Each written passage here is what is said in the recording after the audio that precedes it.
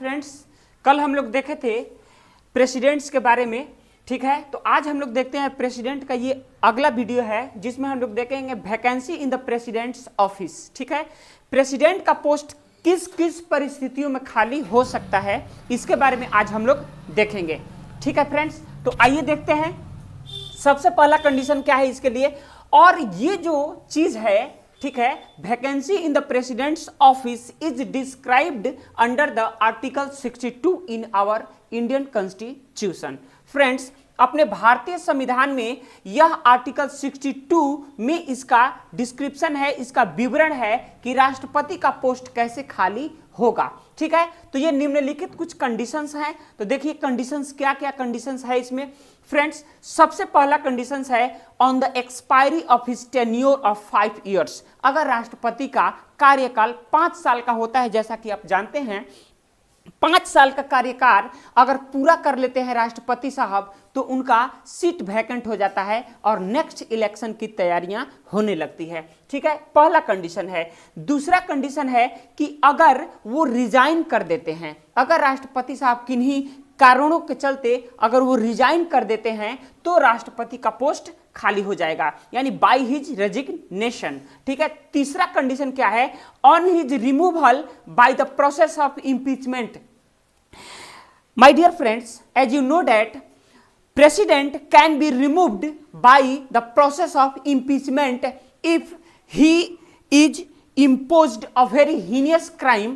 अगर उन पर कोई heinous crime का चार्जेस लगता है, अगर उनको चार्ज इस तरह का लगता है जैसे कि अगर वो कॉन्स्टिट्यूशनल प्रोसेस को नहीं मान रहे हैं, संवैधानिक नहीं है, या देशद्रोह के मामले में अगर चले गए, ठीक है, या मर्डर के मामले में अगर इस तरह की कोई बहुत बड़ा क्राइम अगर लगता है तो उनके खिलाफ इम्पीचमेंट लाया जा सकता है और उनको हटाया जा सकता है, ठीक है। फोर्थ जो है, बाय हिज डेथ, अगर उनका डेथ हो जाता है, अगर राष्ट्रपति साहब का डेथ हो जाता है तो उस समय राष्ट्रपति पोस्ट क्या हो जाएगा, खाली हो जाएगा। When becomes disqualified to hold और when his election is declared void, अगर उनका इलेक्शन को खारिज कर दिया जाता है। मान लीजिए कि राष्ट्रपति का इलेक्शन हुआ और उसमें कोई धांधली हो गई या किसी प्रकार का बहुत बड़ा उसमें कोई हेरफेर हो गया तो उस स्थिति में भी राष्ट्रपति का पोस्ट खाली हो जाएगा, ठीक है, उनको डिस्क्वालीफाई कर दिया जाएगा, ठीक है।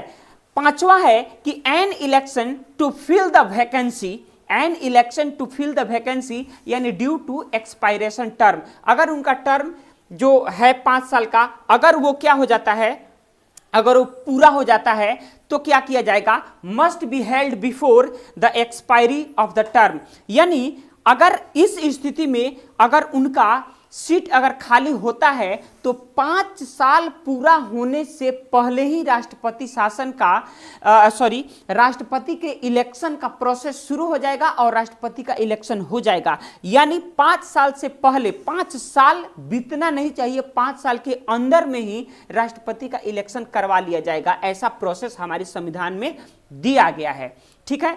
इसके बाद से देखते हैं जो 6 नंबर है वो है if the office fall vacant, अगर ये पोस्ट खाली हो जाता है उनके रेजिग्नेशन के माध्यम से, अगर उनको हटा दिया जाता है यानी उनका रिमूवल हो जाता है, अगर उनकी मृत्यु हो जाती है या कोई अन्य अगर कारण है, तो इन कारणों से अगर राष्ट्रपति का पोस्ट अगर वैकेंट हो जाता है तो फ्रेंड्स हम 6 माह के अंदर में ही, जब से उनका पोस्ट खाली हुआ है तब से लेकर के 6 माह के अंदर ही हमें इलेक्शन करवाना पड़ता है। तो फ्रेंड्स याद रखिए, अगर रिजाइन के माध्यम से, रिमूवल के माध्यम से, डेथ के माध्यम से या अदर कोई भी कारण है, इस माध्यम से अगर राष्ट्रपति का पोस्ट अगर वैकेंट होता है तो 6 माह के अंदर अंदर इलेक्शन करवाना एकदम जरूरी है। फ्रेंड्स, क्विक डाइजेस्ट, इसमें देखते हैं कुछ इंपॉर्टेंट यहाँ पे फैक्ट्स हैं जिसको हम लोग देख करके ही आगे बढ़ेंगे, ठीक है। तो देखिए क्विक डाइजेस्ट में क्या है, in presidential election VV Giri is the only person who won the election of the president as an independent candidate in 1969, ठीक है।